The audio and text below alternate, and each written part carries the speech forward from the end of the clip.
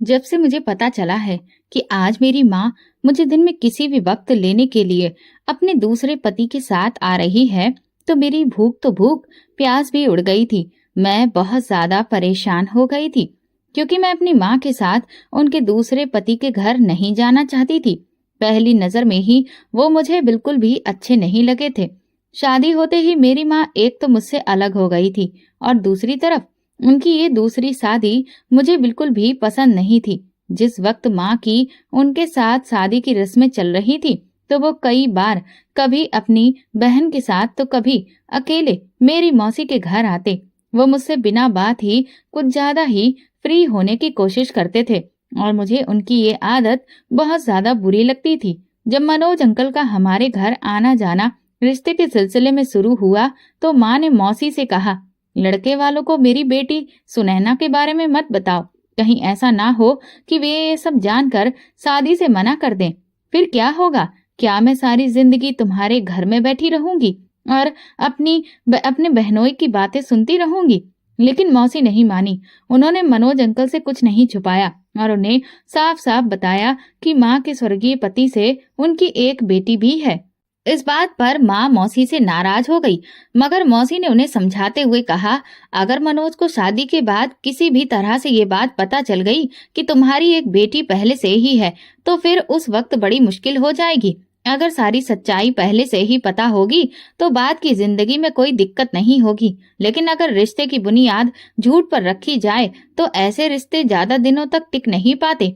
माँ ने मौसी को टोक कर जवाब दिया, शादी के बाद मैं सब संभाल लूंगी, तुम क्यों फिक्र करती हो? इस पर मौसी झुंझलाकर बोली, पता नहीं तुम कब समझदार बनोगी अनीता। तुम मुझसे उम्र में बड़ी हो, लेकिन कभी कभी बच्चों के जैसी बातें करती हो। चलो मान लिया कि तुम्हारा होने वाला पति बहुत बड़े दिल का मालिक है, लेकिन क्या तुम अपने बहनोई को नहीं जानती? वो कितने छोटे दिल वाले इंसान हैं। जब से तुम यहाँ पर आई हो, उनका मूड हर वक्त खराब रहता है। तुम दोनों की वजह से मुझे सुबह शाम कितने ताने सुनने पड़ते हैं। ये सब तुमसे छुपा हुआ तो नहीं है। अगर बच्चों की जिम्मेदारी मेरे सिर पर ना होती तो मैं भी कब का इस पति को छोड़कर चली गई होती। मौसी ने आगे कहा, लेकिन तुम मुझे बताओ, आखिर 5 बच्चे लेकर मैं जाऊं तो कहाँ जाऊं? मेरी तो इस इंसान के साथ किस्मत ही फूट चुकी है, इसलिए मजबूरन गुजारा करना पड़ रहा है। लेकिन सच्ची बात कहूँ, बुरा मत मानना, तुम्हारी शादी हो जाए तो अपनी बेटी को भी अपने साथ ही रखना। मैं उसे अपने घर में हरगिज नहीं रख सकती। अब मैं अपने पति की बातें और बर्दाश्त नहीं कर सकती। तुम जानती हो कि जब वो गुस्से में आते हैं तो किसी भी बात का लिहाज नहीं करते। इस पर माँ चुप हो गई, लेकिन बार बार यही जोर देने की कोशिश करती रही कि मौसी उनके होने वाले पति के सामने किसी भी तरह ये जाहिर ना होने दे कि वो एक बच्चे की माँ है। लेकिन मौसी ने माँ की एक ना चलने दी और साफ शब्दों में उन्हें बता दिया कि मैं अनीता की बेटी हूँ। इस बात पर मेरी मम्मी बहुत ज्यादा बिगड़ गई, लेकिन मौसी ने मम्मी को साफ साफ कह दिया था, जो आदमी सच में तुमसे रिश्ता जोड़ना चाहता है वो तुम्हारे साथ साथ तुम्हारी बेटी को भी अपनाएगा। अगर ये आदमी तुम्हें अपना सकता है तो तुम्हारी बेटी को भी अपनाना चाहिए। दरअसल मौसी बार बार ये बात इसलिए कह रही थी क्योंकि मौसा जी अब हमें अपने घर में रखने के लिए बिल्कुल भी तैयार नहीं थे। पिताजी के मरने के बाद हमें मौसी के घर में रहते हुए लगभग 2 साल हो चुके थे, और इन 2 सालों में मैंने और माँ ने एक दिन भी चैन की सांस नहीं ली थी। मौसा जी हद से ज्यादा कंजूस थे, हर वक्त घर के खर्चों का रोना रोते रहते थे। मैं और माँ कई बार शर्मिंदा हो जाते कि हमारी वजह से वे लोग कितने परेशान हैं। उनकी अपनी फैमिली भी कोई छोटी तो नहीं थी, और ऊपर से हमारा बोझ भी उनके सिर पर आ पड़ा था। माँ ने कई बार कोशिश की कि वे कोई काम शुरू कर लें, लेकिन मौसा जी ने 2 टूक जवाब में कह दिया, अगर तुम घर से बाहर काम करने जाओगी तो फिर हमारे घर पर लौट कर मत आना। मुझे ये बिल्कुल पसंद नहीं कि हमारे घर की औरतें बाहर जाकर काम करें। यही वजह थी कि मैंने बमुश्किल 10वीं पास की और उसके बाद घर बैठ गई। अब आगे पढ़ने के लिए पैसे ही नहीं थे। हालांकि मेरी बहुत इच्छा थी कि मैं हाई स्कूल के बाद भी पढ़ाई जारी रखूं और किसी तरह कोई छोटी मोटी नौकरी कर लूं, ताकि थोड़े पैसे कमा सकूं और मौसी की मदद कर सकूं। कम से कम तब हमें यहाँ रहने के लिए थोड़ा चैन तो मिलता। लेकिन मौसी की जिद और गुस्से को देखते हुए मैं चुप हो गई। मौसा जी बड़े ही अजीब आदमी थे। ना हमें घर से बाहर काम करने देते थे और ना ही अपने घर में सुकून से खाना खाने देते थे। वे अक्सर खाने के वक्त ही खर्चों का रोना लेकर बैठ जाते थे। यही वजह थी कि शाम के वक्त अक्सर मैं और माँ भूखे पेट ही सो जाते थे। मौसी बेचारी भी हमारी वजह से ही अक्सर अपने पति की गालियों का शिकार बनती थी। ऐसे में मेरी माँ को बस एक ही रास्ता दिखा, दूसरी शादी करके अपना घर बसाना। वैसे भी वे कोई बहुत ज्यादा पढ़ी लिखी नहीं थी कि कहीं जॉब के लिए स्ट्रगल कर पाती। कभी कभी मैं सोचती हूँ कि अगर माँ पढ़ी लिखी होती तो अपने लिए और मेरे लिए स्टैंड ले सकती थी। फिर हम कभी मौसी के घर ये जिल्लत भरी जिंदगी नहीं जीते। भले ही हम एक छोटे से कमरे में रहते, लेकिन कम से कम सुकून से तो जीते। लेकिन अब माँ को अपनी तमाम मुश्किलों का हल बस दूसरी शादी में ही दिख रहा था। जब मोहल्ले की मंजू आंटी ने माँ के कान में ये बात डाली थी, अभी तो तुम जवान हो, दूसरी शादी क्यों नहीं कर लेती? कब तक अपनी बहनों के घर में अपनी जवान बेटी को लेकर बैठी रहोगी? तब से माँ इस बारे में गंभीरता से सोचने लगी थी। फिर उन्होंने मंजू आंटी से कहा कि वे उनके लिए कोई रिश्ता देखें। मौसा जी को भी इस पर कोई ऐतराज नहीं था। जब मंजू आंटी ने मनोज अंकल की तस्वीर लाकर माँ को दिखाई तो माँ एकदम फिदा हो गई और तुरंत हाँ कर दी। मंजू आंटी ने भी जब ये बताया कि इस आदमी की ये तीसरी शादी है तो माँ के हैरत की इंतहा नहीं रही। वो फटी फटी आंखों से उनकी तरफ देखने लगी तो मंजू आंटी एकदम से बोली कि वो अपनी 2 पत्नियों को तलाक दे चुका है क्योंकि वे चरित्र की बिल्कुल भी अच्छी नहीं थी, तो इसीलिए उसकी शादियां टूट जाने की वजह से तुम बिल्कुल भी परेशान मत होना। वो अभी भी जवान है, पैसे वाला है और इसीलिए तो तीसरी शादी कर रहा है। माँ ने कहा जब पहली 2 को तलाक दे चुका है तो फिर मुझे कोई दिक्कत नहीं है, मुझे ये रिश्ता हर तरह से मंजूर है। तो इस बात पर मेरी मौसी माँ से जल्दी से कहने लगी, तुम पहले अच्छे से उसके बारे में सारी जानकारी हासिल कर लो, इतनी जल्दबाजी मत करो, हथेली पर सरसों जमाने की कोशिश मत करो। तो माँ एकदम से बोली, बस जब मुझे मंजूर है तो फिर किसी और को ऐतराज करने की कोई भी जरूरत नहीं है। इस बात पर मौसी चुप हो गई क्योंकि वो जानती थी कि माँ हद से ज्यादा जिद्दी स्वभाव की है। दूसरी बात, मौसी अपने पति की वजह से भी बहुत परेशान थी और वो दिल से चाहती थी कि हम माँ बेटियां बस अपने घर की ही हो जाएं। मनोज अंकल जब हमारे घर रिश्ता लेकर आए तो जब उनकी नजर मुझ पर पड़ी तो वो मुझे बड़ी ही अजीब नजरों से देखने लगे। मुझे जाने कि उनके इस तरह घूर घूर कर देखने से दिक्कत होने लगी। ये मेरी उनके साथ पहली आमने सामने की मुलाकात थी जो कि मेरे लिए बिल्कुल भी अच्छी नहीं थी। इसलिए मेरी कोशिश होती थी कि जब वो हमारे घर आए तो मैं इधर उधर हो जाऊं, लेकिन फिर वो हमारे घर बहाने बहाने से आने लगे। ऐसे में अगर कभी मौसी घर पर नहीं होती तो मुझे ही उनके लिए चाय पानी लेकर ड्राइंग रूम में जाना पड़ता क्योंकि माँ तो उनके सामने जाती नहीं थी। एक दिन मैं उन्हें चाय देने ड्राइंग रूम में गई तो उन्होंने मुझे बैठने को कहा। तब मैं उनसे जरा दूरी पर रखे हुए सोफे पर बैठ गई। मुझे लगा कि शायद उन्हें मुझसे कोई बात करनी है, लेकिन वो तो मुझ पर टकटकी बांधे न जाने किन ख्यालों में खो गए थे। मैं उनकी अपने ऊपर टिकी हुई आंखें देखकर बहुत ज्यादा उलझन में पड़ गई थी। यही वजह थी कि जब मैं वहां से उठने लगी तो वो मुझे ऊट पटांग तरीके के सवाल करने लगे जिनका कोई भी सिर पैर नहीं था। मुझे ऐसा लगा जैसे वो नहीं चाहते कि मैं यहाँ से जाऊं। वो मुझे एक बहुत ही तेज नजर शिकारी की तरह लगे जो अपना शिकार अपने काबू में रखना खूब अच्छे से जानता हो। मैं दिल ही दिल में भगवान से प्रार्थना करने लगी कि हे भगवान, मौसी जल्दी से कमरे में आ जाएं ताकि मैं उठकर यहाँ से भाग जाऊं। और फिर जैसे ही मौसी चाय की ट्रे उठाकर ड्राइंग रूम में आई तो मैं बिना वक्त गवाए बगैर ही वहां से उठकर चली गई। मैं मनोज अंकल के प्रति अपनी नापसंदगी का इजहार एक दिन अपनी माँ से करने ही वाली थी, लेकिन जब मैंने अपनी माँ के चेहरे पर पिताजी के मरने के बाद पहली बार खुशी देखी तो मैं चुप हो गई। मेरी माँ एक अरसे के बाद मुस्कुराई थी। कुछ महीनों के बाद माँ की शादी हो गई और वो विदा होकर मनोज अंकल के घर चली गई। मौसी की तो पूरी कोशिश यही थी कि मैं भी माँ की विदाई के समय ही उनके साथ चली जाऊं, लेकिन मेरी मम्मी ने मुझे रोक दिया।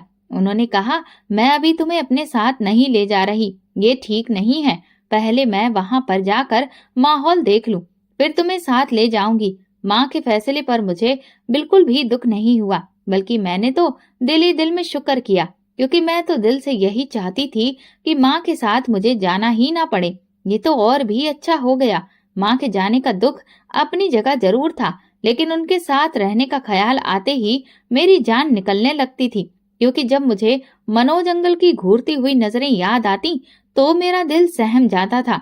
माँ की शादी को अभी कुछ ही दिन गुजरे थे कि एक दिन माँ ने मौसी को फोन करके कहा, हम शाम को आपके घर आएंगे, सुनैना को तैयार रखना, मैं उसे अपने साथ लेकर जाऊंगी। मैं उस वक्त मौसी के पास बैठी हुई थी और सब्जी काट रही थी। माँ की कॉल पर मेरे कान खड़े हो गए तो मैं डरी हुई नजरों से मौसी की तरफ देखने लगी। मुझे दिन रात ही डर लगा रहता था कि माँ मुझे एक न एक दिन अपने साथ लेने के लिए आएंगी, और मेरा यह अंदेशा बिल्कुल सही साबित हुआ था। जब मौसी ने कॉल बंद की और मुझे मेरी माँ का संदेश सुनाया तो मेरा दिल धक धक करने लगा। मेरा उड़ा हुआ रंग देखकर मौसी ने एकदम मेरे सिर पर हाथ रखा और कहा, पगली, तू क्यों परेशान होती है? तुझे तो अपनी माँ के साथ रहने को मिलेगा, और फिर यहाँ हमारे घर से तो कई गुना बेहतर। वहां पर तुझे माहौल मिलेगा, तुझे खाने पीने की वहां पर कोई भी तंगी नहीं है। मनोज भाई साहब का हाथ बहुत खुला है, तुम वहां पर बहुत खुश रहोगी। मैंने मौसी की तरफ देखा और कहा, मौसी, मैं माँ के साथ नहीं जाना चाहती। मौसी ने गहरी सांस ली और फिर बोली, लेकिन बेटा, तुम्हें अपनी माँ के साथ जाना चाहिए, वो तुम्हें बहुत प्यार करती है। पर मौसी, वो मनोज अंकल मुझे बिल्कुल भी पसंद नहीं है, मैं वहां नहीं रहना चाहती। बहुत बुरी बात है सुनैना, वो तुम्हारे अंकल नहीं है, बल्कि उन्हें अब तुम पापा कहा करो। अब रिश्ते में वो तुम्हारे पिता हैं। इस बात पर तो मैं एकदम से बौखला गई और तेजी से बोली, वो बिल्कुल भी मेरे पिता नहीं हैं। मेरे एक ही पिता थे और अब उनका देहांत हो चुका है। पिता क्या ऐसे होते हैं? तो मौसी मेरी बात सुनकर फिक्रमंदी से मेरी तरफ देखकर बोली, पिता और कैसा होना चाहिए सुनैना? वो रिश्ते में तुम्हारे सौतेले बाप हैं, लेकिन इसके बावजूद जो तुम्हें लेने के लिए आ रहे हैं, तो क्या ये कम है? तुम खाना पीना छोड़कर इतना परेशान क्यों हो रही हो? बल्कि तुम्हें तो भगवान का शुक्रिया अदा करना चाहिए। तो मैं बोली, मैं क्या करूं मौसी, मुझे बहुत डर लगता है। मौसी ने कहा, अरे इसमें डरने वाली क्या बात है? तुम बिना बात अपने दिल में डर को बैठा रही हो। मैंने कुछ सोचा और फिर कहा, अच्छा, अगर मैं कभी आपकी तरफ आना चाहूं तो क्या मैं आ सकती हूँ? इस बात पर मौसी एकदम से मुस्कुराकर बोली, क्यों नहीं आ सकती मेरी जान? मेरे घर के दरवाजे तुम्हारे लिए हमेशा के लिए खुले हैं। जब तुम्हारा दिल करे जरूर आ जाओ। वहां जाने का मतलब ये तो नहीं है कि मौसी के घर का दरवाजा बंद हो जाएगा। मैं हमेशा तुम्हारे साथ हूँ। मौसी ने मेरी तरफ हमदर्दी से देखा, लेकिन उनकी ये तसल्ली मेरे दिल को बहलाने के लिए काफी साबित नहीं हुई, और मैं एकदम से मौसी की बात सुनकर रोने लगी। दिल ही दिल में सोचने लगी कि आखिर जो मैं महसूस कर रही हूँ उसे किन शब्दों में अपनी मौसी और माँ को बताऊं, ताकि वे मेरे अंदर बसे हुए डर को समझ जाएं। मैं खुद भी इतनी समझदार नहीं थी कि उनसे अपने अंदेशे के बारे में जिक्र कर सकती। मौसी मुझे लगातार रोते देखकर परेशान हो गई और बोली, क्या बात है सुनैना, तुम आखिर ऐसे क्यों रो रही हो? तो मैं एकदम से मौसी से कहने लगी, आप मुझे यहीं पर रहने दें, भले ही अपनी नौकरानी बना लें। मैं खुद मौसा जी के आगे हाथ जोड़कर उनसे रिक्वेस्ट करूंगी कि मुझे यहाँ पर रहने दें। इस पर मौसी ने एकदम से मुझे अपने सीने से लगा लिया और कहा, भगवान न करे कि तुम्हें कभी किसी के आगे भी हाथ जोड़ना पड़े। भगवान तुम्हारी किस्मत हम दोनों बहनों जैसी बिल्कुल भी ना लिखे। तुम्हें वे दुख ना मिले जो हमारे नसीब में लिखे हुए हैं। तुम तो खुश नसीब हो कि तुम्हारा सौतेला बाप तुम्हें खुद लेने के लिए आ रहा है। अनीता बता रही थी कि मनोज ने खुद कहा है कि सुनैना को यहाँ लेकर आओ। अब ये उसका भी घर है। तो मैं क्या बताऊं कि तुम्हारी माँ ये बात करते हुए कितनी खुश थी, और ये तो कितनी खुश नसीबी की बात है, वरना ज्यादातर तो सौतेले बाप इतने बड़े दिल वाले कहाँ होते हैं कि पहली पत्नी के बच्चों को अपना ले। इस बात पर मैंने मौसी से कहा, मुझे वो बिल्कुल भी अच्छे नहीं लगते। पता नहीं आप लोगों ने उनमें ऐसा क्या देख लिया है। तो मौसी मेरी बात सुनकर परेशान हो गई और बोली, तुम बिना वजह जरूरत से ज्यादा सोच रही हो। जब तुम वहाँ अपनी माँ के साथ होगी तो फिर इतनी परेशान क्यों होती हो? ये तुम्हारी चिंता करने की उम्र नहीं है। हम है ना तुम्हारी फिक्र करने वाले। बस अब तुम रोना धोना बंद करो और अच्छे बच्चों की तरह शाम को अपना बैग तैयार कर लेना। मौसी मेरी आंखों में आए आंसू पोंछते हुए कमरे से बाहर चली गई तो मैं फूट फूट कर रोने लगी। जाने क्यों उस वक्त मुझे अपने पिता की बहुत याद आई। काश आज वो जिंदा होते तो मैं इतनी मुश्किलों का सामना ना करती। शाम से पहले ही मम्मी अपने दूसरे पति मनोज के साथ मुझे लेने आ गई। उनके रंग ढंग देखकर मैं और मौसी हैरान रह गए थे। उन्होंने भड़कीले रंग का एक चमक धमक से भरा साड़ी पहन रखा था और बहुत डार्क मेकअप किया हुआ था। बार बार माँ खूब चहक रही थी तो मौसी उन्हें देखकर बहुत खुश हुई। माँ ने मौसी को बताया कि मनोज बहुत ही ख्याल रखने वाले पति साबित हुए हैं। मैं जो अंदेशे लेकर उनके घर गई थी वो सारे के सारे अंदेशे गलत हो गए। अब आप यहाँ से ही अंदाजा लगा लें कि वो मुझसे शादी करने के दूसरे दिन ही कहने लगे, सुनैना को यहाँ लेकर आ जाओ, वहां तुम्हारे बिना वो बेचारी परेशान हो रही होगी। माँ बात करते करते बार बार कनखियों से मेरी तरफ देखने लगी तो मैंने अपना मुंह दूसरी तरफ कर लिया। मौसी तो माँ की बातें सुनकर बहुत निश्चिंत हो गई और फिर वो चाय बनाने के लिए किचन में चली गई। तभी माँ मेरे पास आकर बैठ गई। हाँ तो सुनैना, तुमने अपना बैग पैक किया या नहीं? हम ज्यादा देर यहाँ पर नहीं ठहरेंगे। मनोज को एक जरूरी काम से कहीं जाना भी है। इस बात पर मैं झुंझलाकर माँ से बोली, माँ आप मुझे लेने क्यों आ गई? मैं यहाँ बिल्कुल ठीक थी। माँ ने मेरी तरफ हैरत से देखा और बोली, ये तुम्हारा घर नहीं है, तुम्हारा घर वहाँ है जहाँ मैं रहती हूँ। फिर वो धीरे से मेरे कान के पास आकर बोली, इस घर में जो हमने वक्त गुजारा है, भगवान वो वक्त किसी दुश्मन पर भी ना दे। कहने को तो ये मेरे भाई बहनों का घर था, लेकिन इन्होंने हमें हर वक्त सूली पर ही लटकाए रखा था। अब जब हमें सच्चे मायने में अपना खुद का घर, अपनी खुद की छत मिल गई है तो तुम इतनी परेशान क्यों हो और ऐसी जगह पर रहने के लिए क्यों मरी जा रही हो जहाँ हर पल दम घुटता रहता है। मैं तो स्तब्ध रह गई। मुझे समझ नहीं आ रहा था कि मैं अपनी माँ को कैसे समझाऊं कि कम से कम यहाँ पर मौसा जी मुझे मनोज अंकल की तरह गंदी नजरों से तो नहीं देखते। ज्यादा से ज्यादा क्या है, गुस्सा ही तो करते हैं, वो तो मैं सह लेती हूँ, लेकिन गंदी नजरों को कैसे बर्दाश्त किया जा सकता है। मगर मैं जानती थी कि माँ को ये सब समझाना बिल्कुल फिजूल है, क्योंकि एक तो मुझे उन्हें समझाना ही नहीं आ रहा था और अगर कच्चे पक्के लफ्जों में मैं उन्हें बता भी देती तो वो मेरी बात नहीं समझती, क्योंकि वो अभी मनोज अंकल के नाम की माला जप रही थी और उन्हें अभी मनोज अंकल के अलावा कुछ भी सुहाना नहीं लग रहा था। यहाँ तक कि मेरे चेहरे पर आई फिक्रमंदी पर भी वो सतर्क नहीं हुई। चाय पीते ही माँ ने मुझसे कहा, चलो सुनैना, अब हमें निकलना चाहिए।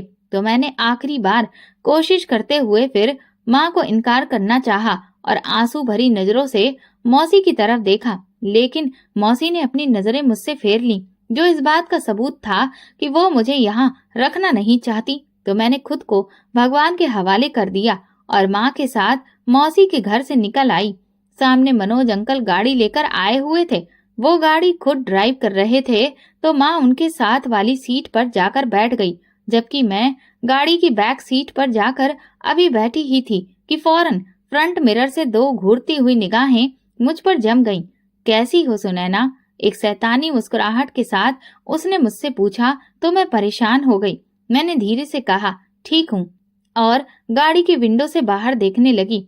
गाड़ी चल पड़ी थी, लेकिन अचानक गाड़ी के फ्रंट मिरर पर मेरी नजर जब पड़ी तो मैंने देखा मनोज अंकल मुझे बार बार देखे जा रहे थे। उनका इस तरह से मुझे बार बार देखना बहुत ज्यादा बेचैन करने लगा।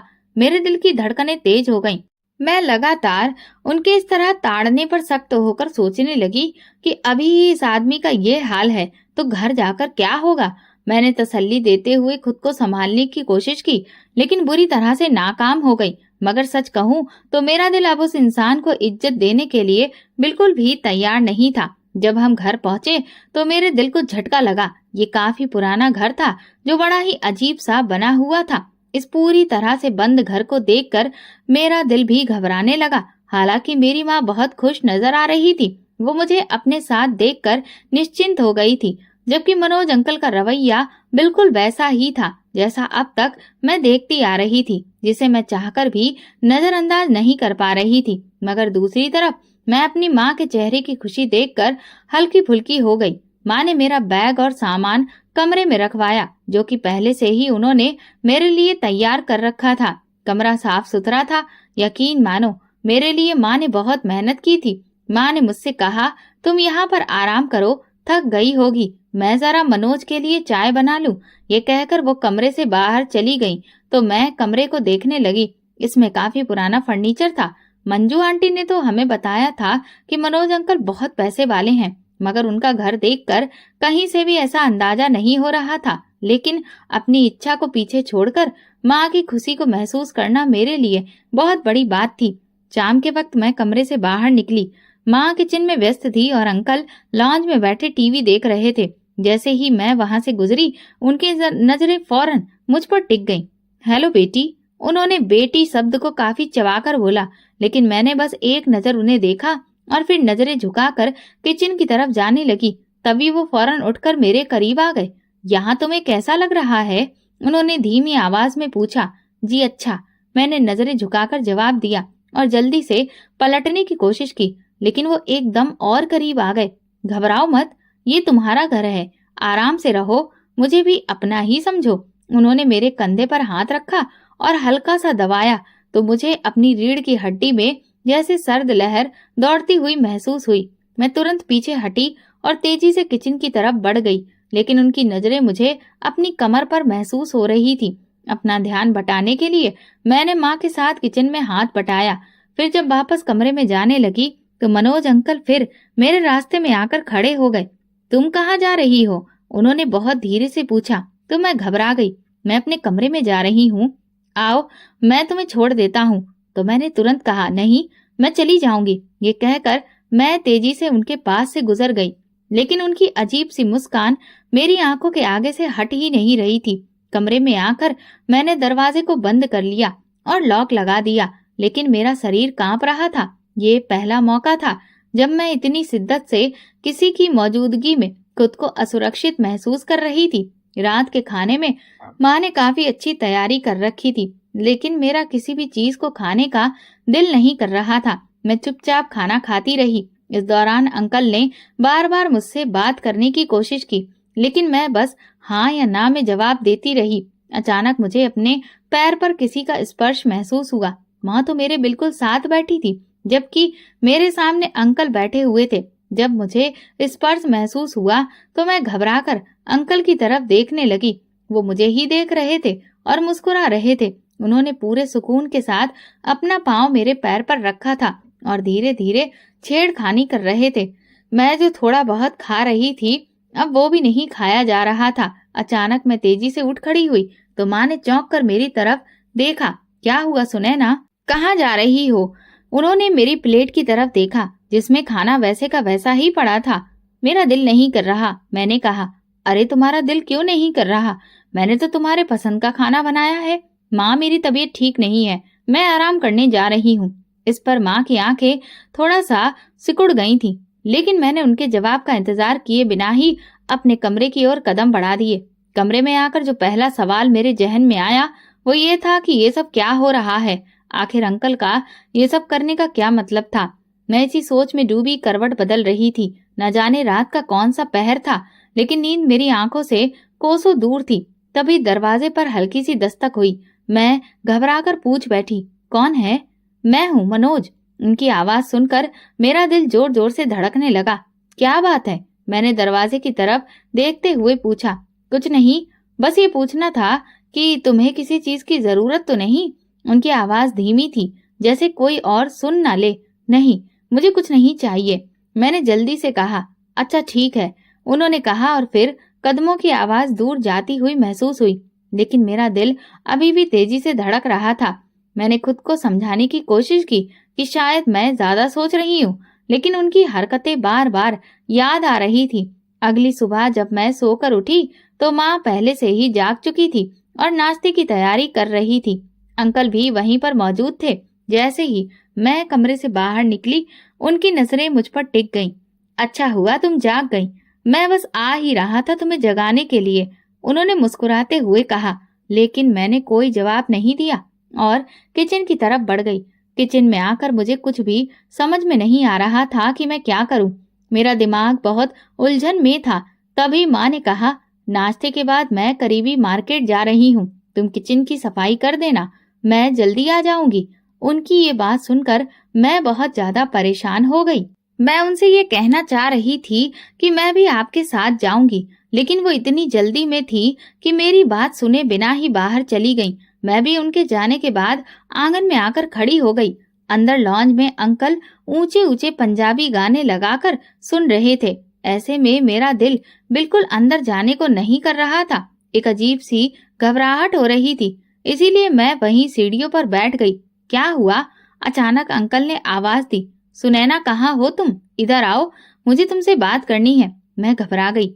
अंदर लॉन्ज में गानों की आवाज बंद हो चुकी थी और अब वे ऊंची आवाज में मुझे बुला रहे थे। मेरे कदम तो जैसे किलो किलो भर के हो गए थे। समझ ही नहीं आ रहा था कि मैं क्या करूं। मैं किसी भी हाल में अंदर नहीं जाना चाह रही थी कि अचानक उनके खकारने की आवाज आई तो मैं दिल थाम कर रह गई। भगवान जाने उन्हें क्या हो गया। मैं धड़कते दिल के साथ जैसे ही दरवाजे तक पहुंची तो वहीं खड़े खड़े उनसे पूछा, क्या बात है, आप मुझे बुला रहे थे? तो वो एकदम बोले, अरे भाई, इतनी दूर खड़ी होगी तो फिर क्या खाक तुम्हें बता पाऊंगा? जरा सा नजदीक आओ इधर, मैं दर्द से मर रहा हूँ और तुम हो कि पूछ भी नहीं रही। क्या हुआ आपको? मैंने धड़कते दिल के साथ पूछा। वो अजीब सी मुस्कुराहट चेहरे पर सजाकर बोले, अरे मेरे पैरों में दर्द है, अगर तुम मुझे अपना समझती हो तो जरा मेरे पैर ही दबा दो। अभी तुम्हारी माँ होती तो वो मेरे पैर दबा देती, अब वो नहीं है तो उनकी जगह तुम ये काम कर दो। मैं माँ की गैर मौजूदगी में उनके करीब जाना नहीं चाह रही थी, लेकिन उनके बात करने का तरीका नरमी से गुस्से में बदल गया तो मैं डर गई। अरे मैं तुम्हें खा थोड़ी ना जाऊंगा, आ जाओ। डरते डरते मैं उनके करीब गई। उन्होंने अपने पैर टेबल पर रख दिए और आंखों से इशारा करते हुए कहा, मेरे पैर दबा दो। मैं ना चाहते हुए उनके पैर दबाने लगी। वो एकदम खुश होते हुए बोले, तुम्हें यहाँ किसी चीज की कमी तो नहीं है? अगर तुम्हें कुछ भी चाहिए तो मुझसे कहा करो। ये कहते हुए वो मेरे और करीब आकर बैठ गए। मैं एकदम घबरा कर उठ बैठी। तभी उन्होंने मेरा हाथ पकड़ लिया। मैं बुरी तरह से घबरा गई। मेरे अंदर इतनी हिम्मत भी नहीं हो रही थी कि मैं उनसे कहूँ कि मेरा हाथ छोड़ दो। मैं बार बार हाथ छुड़ाने की कोशिश कर रही थी, लेकिन उनकी पकड़ इतनी सख्त थी कि मेरी आंखों में आंसू आ गए। अचानक उन्होंने जल्दी से मेरा हाथ छोड़ दिया और कहा, बेटी घबराओ मत, ये तुम्हारा अपना घर है, तुम यहाँ हर तरह से सुरक्षित हो। मैं हैरान होकर उनकी तरफ देखने लगी कि अचानक उन्हें क्या हो गया। तभी पीछे से माँ की आवाज आई और एक पल में मुझे समझ आ गया कि उन्होंने अपना लहजा क्यों बदल लिया। ये सच में बहुत बड़ा बहरूपिया था। माँ के सामने उनका बर्ताव कुछ और होता था और जब अकेलापन मिलता तो अपने पूरे शैतानी किरदार में आ जाते थे। मैं फौरन अपने कमरे में चली गई और दरवाजा बंद कर लिया। मेरे दिल में खौफ की लहर दौड़ रही थी। मैं नहीं जानती थी कि इस सूरत में क्या करूं और इससे कैसे निजात पाऊं। मैंने सोचा कि माँ को सब कुछ बता दूं, लेकिन फिर ख्याल आया कि शायद वो मेरी बात पर यकीन ना करे। अंकल की ये छोटी छोटी हरकतें मेरी जिंदगी को मुश्किल बना रही थी। थोड़ी देर के बाद माँ मेरे कमरे में आई। मैंने रोते हुए कहा, मुझे अकेला छोड़कर मत जाया करो। माँ ने मुझे शांत कराया और कहा, ठीक है, अब मैं जहाँ भी जाऊंगी तुम्हें अपने साथ लेकर जाऊंगी। मैं निश्चिंत हो गई। इस दौरान मेरी बस यही कोशिश रहती कि अंकल की मौजूदगी में अपने कमरे में ही मैं रहूं, लेकिन जब वो घर से बाहर होते तो मैं तुरंत माँ के साथ घर के कामों में मदद करने लगती। एक दिन अंकल ने माँ से कहा कि उन्हें कारोबार में बहुत नुकसान हो गया है, इसलिए घर के खर्च चलाने के लिए उन्हें कहीं नौकरी करनी पड़ेगी। माँ परेशान हो गई और बोली, मेरी तो पढ़ाई लिखाई भी कुछ खास नहीं है और ना ही मुझे कोई खास हुनर आता है, मैं क्या नौकरी करूंगी। इस पर अंकल बोले, इसमें पढ़ाई लिखाई या हुनर की कोई जरूरत नहीं है। ये एक अचार की फैक्ट्री है और तुम्हें बस वहां पर पैकिंग करनी है। ये कोई मुश्किल काम नहीं है। हफ्ता 10 दिन में सारा काम तुम सीख जाओगी। माँ खामोश हो गई, लेकिन मैं परेशान थी। जैसे ही अंकल घर से बाहर निकले, मैंने माँ से कहा, माँ आप जहाँ भी नौकरी करने जाएं, मुझे भी अपने साथ ले जाइए। मैंने गुस्से में कहा तो माँ परेशान हो गई। ठीक है, कल तुम भी मेरे साथ चलना, उन्होंने कहा।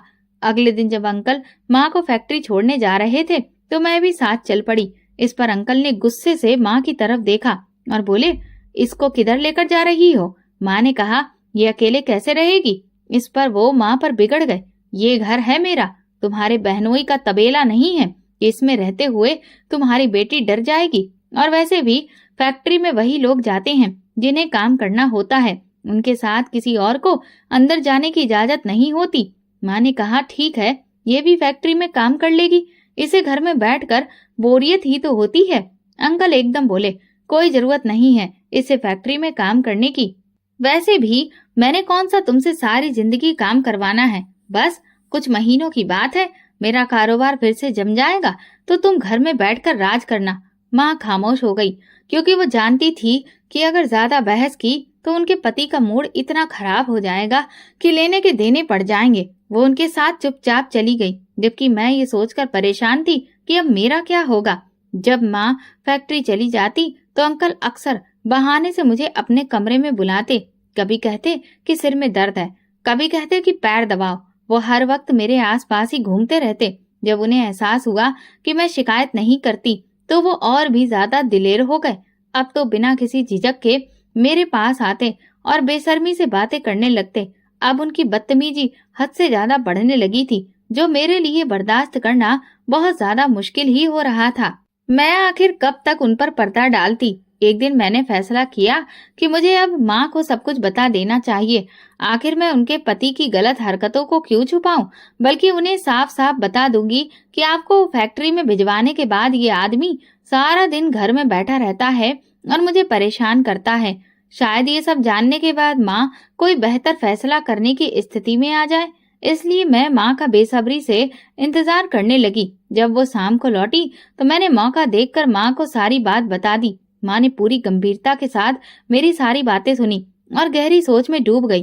फिर उन्होंने मौसी से बात की और कहा, सुनैना को आप अपने घर में रख लीजिए। लेकिन मौसी ने दो टूक अंदाज में माँ को मना कर दिया और कहा, तुम माँ बेटियां अब अपने मामलों को खुद ही सुलझाओ, मैं पहले ही बहुत परेशान हूँ। उन दिनों मौसा जी का एक्सीडेंट हो गया था और टांग टूटने की वजह से वे चारपाई पर ही पड़े रहते थे।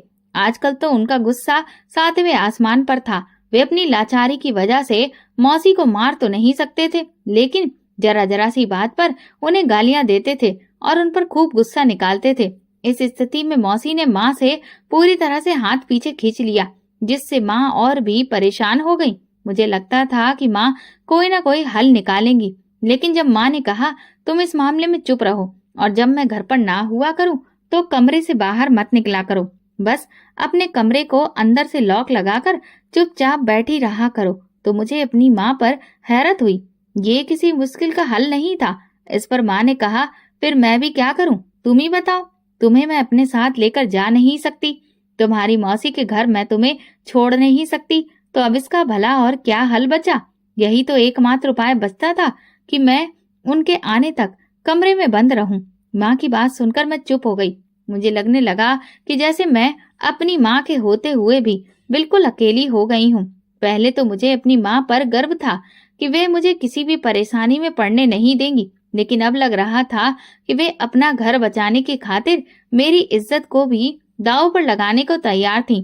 अब मुझे खुद ही कुछ करना था, क्योंकि मैं अंकल के गंदे हाथों को अपनी तरफ बढ़ते हुए देख रही थी। हालात की मार खाकर वक्त से पहले ही मैं बड़ी हो गई थी। मुझे अच्छे और बुरे का बहुत अच्छे से एहसास हो गया था। एक दिन जब माँ फैक्ट्री गई तो मैंने रोते ही खुद को कमरे में बंद कर लिया और कुंडी लगा दी। मैंने तय कर लिया कि जब माँ आएंगी तभी मैं कमरे से बाहर निकलूंगी। वो आदमी बार बार मेरे दरवाजे के पास आकर घूम रहा था और मुझे बाहर बुला रहा था। उसका गंदा इरादा मुझे साफ नजर आ रहा था। जिस तरह से वो मेरे साथ व्यवहार कर रहा था, उससे मुझे अपनी इज्जत खतरे में पड़ती हुई दिखाई दे रही थी। और फिर वही हुआ जिसकी मैंने कल्पना भी नहीं की थी। ना जाने उस आदमी ने किस तरह मेरे कमरे का दरवाजा खोल लिया। हालांकि मैंने दरवाजा अंदर से मजबूती से बंद किया था, लेकिन वो जैसे ही मेरे कमरे में दाखिल हुआ, मैं रूम के कोने में खड़ी हो गई। उसने अंदर आते ही मुझे दबोच लिया, लेकिन मैं रोज रोज के डर से परेशान होकर खुद को तैयार कर चुकी थी कि अब मैं डरूंगी नहीं। लिहाजा मैंने अपनी पूरी ताकत लगाई और उसे इतनी जोर से धक्का दिया कि उसका सिर दीवार से टकरा गया और वो बेहोश होकर जमीन पर गिर पड़ा। फिर वो उठ ही नहीं सका। मैं काफी देर तक सदमे की हालत में वहीं खड़ी रही। मेरे होंठ कांप ही नहीं रहे थे, लेकिन जैसे ही मुझे एहसास हुआ कि अंकल दोबारा उठकर मेरी तरफ नहीं आ रहे तो अचानक मेरे होश वापस लौट आए। मैं तुरंत ही लंबे कदमों से चलते हुए कमरे से बाहर आ गई और दरवाजे को बंद करके खुद आंगन में आकर बैठ गई। कई घंटे गुजर गए लेकिन अंदर से अंकल के उठने की कोई आवाज मुझे सुनाई नहीं दी। कहीं वे मर तो नहीं गए। अचानक ये सोच आते ही मैं बुरी तरह से घबरा गई और बार बार अपने हाथों की तरफ देखने लगी कि कहीं मेरे धक्का देने की वजह से वे मर तो नहीं गए। लेकिन मेरी हिम्मत नहीं हो रही थी कि मैं अंदर जाकर देखूं। दिन ढल चुका था और माँ के आने का वक्त हो गया था। मैं बेचैनी से आंगन में चक्कर काटने लगी। इतने में दरवाजे पर दस्तक हुई तो मैं दौड़कर दरवाजा खोलने गई। सामने माँ खड़ी थी। मेरे चेहरे पर परेशानी देख वे घबरा कर बोली, सब ठीक तो है सुनैना, क्या बात हो गई, क्यों घबराई हुई हो? मैं रो पड़ी और कहा, वो अंदर अंकल। माँ एकदम से घबरा कर मेरी तरफ देखने लगी। क्या हुआ मनोज को? तो मैं उन्हें लेकर अपने कमरे में गई। माँ ने देखा कि उनके पति मर चुके थे। वे हक्का बक्का मेरी तरफ देखने लगी। मैंने रोते हुए उन्हें सब कुछ बता दिया। माँ अपना सिर पकड़कर बैठ गई, फिर एकदम से उठी और उन्होंने मुझसे कहा, ये सब मैंने किया है, खबरदार अगर तुमने अपने मुंह से एक भी शब्द निकाला। माँ की बात सुनकर मैं परेशान हो गई। मैंने मन में सोचा, लेकिन अंकल की जान तो मेरे हाथों से गई है, फिर आप क्यों अपने सिर पर ये इल्जाम ले रही हैं? माँ ने मुझसे कहा, मैं तो अपनी आधी जिंदगी गुजार चुकी हूँ। अगर बाकी जेल में भी गुजर गई तो मुझे कोई फर्क नहीं पड़ता, लेकिन तुम्हारे सामने अभी पूरी जिंदगी पड़ी हुई है। कोई भी हरकत मत करना, जैसा कह रही हूँ वैसा ही करो। माँ ने मौसी को फोन किया और उन्हें बुला लिया। फिर उन्होंने मौसी से कहा, इसका बहुत ख्याल रखना। इसके बाद माँ ने पुलिस को फोन किया और आधे घंटे के अंदर ही पुलिस हमारे घर आ पहुंची। माँ ने खुद अपने जुर्म का इकरार करते हुए सारा इल्जाम अपने सिर पर ले लिया। जिस दिन माँ को जेल हुई उस दिन मैं बहुत रोई। मेरी वजह से मेरी माँ आज इस हाल में पहुंच गई थी। लेकिन माँ मुझे समझाने लगी, मैंने तुम्हारे लिए कोई कसर नहीं छोड़ी।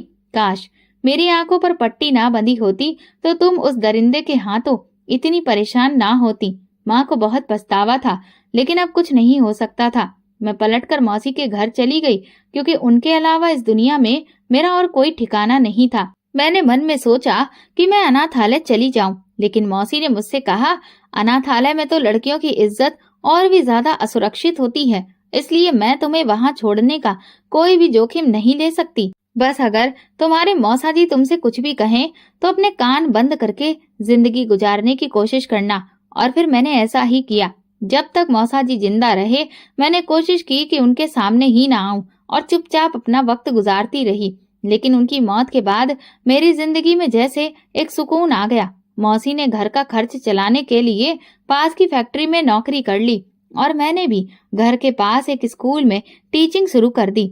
मेरी और मौसी की आमदनी से घर का खर्च अच्छे से चलने लगा। साथ ही मैंने अपनी पढ़ाई भी जारी रखी, क्योंकि मैं चाहती थी कि पढ़ लिख कर अपने पैरों पर खड़ी हो जाऊं। जिंदगी मेरे लिए फूलों की सेज नहीं थी और ना ही मैंने अपनी जिंदगी में कोई उम्मीद बांधी थी कि कोई आएगा और मुझे इन मुश्किल हालातों से निकालेगा। मुझे जो भी करना था खुद ही करना था। इसीलिए मैंने अपने मन को तैयार कर लिया कि अब मुझे किसी से नहीं डरना और बस आगे बढ़ते रहना है। इस भागती दौड़ती जिंदगी में अगर कभी माँ की याद बहुत ज्यादा सताती तो मैं उनसे मिलने जेल चली जाती। एक दिन जब मैं उनसे मिलने गई तो अचानक माँ की दर्दनाक चीखें मेरे कानों में पड़ी। मैं तुरंत घर आ गई, क्योंकि वेटिंग रूम के पास ही माँ की सेल थी और मैं उनकी आवाज हजारों में भी पहचान सकती थी। मैं एकदम से उठकर खड़ी हो गई और ड्यूटी पर खड़े कांस्टेबल से मिन्नतें करने लगी कि मुझे मेरी माँ के पास ले चलो। मेरी आवाज में इतना दर्द था कि कांस्टेबल ने मुझे रोता देखकर मेरी मदद करने के लिए हामी भर दी। फिर वो मुझे लेकर उस सेल के पास आया जहां मेरी माँ बंद थी। जैसे ही मैं सेल के अंदर गई तो मुझ पर कयामत टूट पड़ी। माँ दर्द से करा रही थी और इस पीड़ा को सहकर उन्होंने एक चांद से बेटे को जन्म दिया था। अब वो एक बेटे की माँ बन चुकी थी। ये बच्चा माँ और मनोज अंकल का था, लेकिन माँ को अब मनोज और उसकी याद दिलाने वाली हर निशानी से नफरत हो गई थी। यही वजह थी कि उन्होंने उस बच्चे की तरफ देखना भी गवारा नहीं किया। उन्होंने डॉक्टर से कहा, इस बच्चे को मेरी नजरों से दूर कर दो, मुझे ये बच्चा नहीं चाहिए जिसके बाप ने मेरी बेटी की जिंदगी को बर्बाद करने की कोशिश की। भला मैं उसके बेटे को क्यों पालूं? माँ की बातें सुनकर मैं परेशान हो गई। मैंने उन्हें समझाने की कोशिश की। माँ, इस मासूम बच्चे का क्या कसूर है? माँ मेरी तरफ देखकर रोने लगी। किसी का कोई कसूर नहीं है, बस मेरे फैसले ही गलत थे। मैंने अपनी जिंदगी भी बर्बाद की और तुम्हारी भी। मैंने उन्हें तसल्ली दी, माँ सब ठीक हो जाएगा, आप परेशान मत हो। फिर मैंने वो बच्चा चुपके से अपनी माँ के पास से उठा लिया।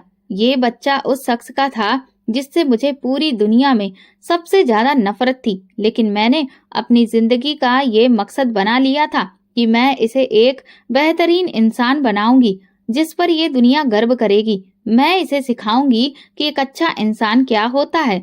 मैं बच्चे को लेकर घर आ गई और उसे पालने की पूरी जिम्मेदारी निभाने लगी। माँ की जेल में ही कुछ समय बाद मृत्यु हो गई। उनकी मौत के कुछ महीनों के बाद मेरा एक रिश्ता आया तो मौसी ने चुपचाप मेरी शादी कर दी और मुझे विदा कर दिया। भगवान की दुआ से आज मैं अपनी पढ़ाई पूरी करके अपने पैरों पर खड़ी हूँ। मैं अपनी कहानी से हर लड़की को ये बताना चाहती हूँ कि जिंदगी में अगर मुश्किलें आ भी जाएं तो उनसे घबराना नहीं चाहिए, बल्कि डट कर उनका मुकाबला करना चाहिए। दोस्तों, अगर आपको हमारी कहानी पसंद आई हो तो कमेंट करके जरूर बताइए। वीडियो को लाइक करें और ज्यादा से ज्यादा शेयर करें। अगर आप चैनल पर नए हैं तो सब्सक्राइब जरूर करें और नोटिफिकेशन बेल को दबाएं ताकि अगली अपडेट सबसे पहले आपको मिले। धन्यवाद।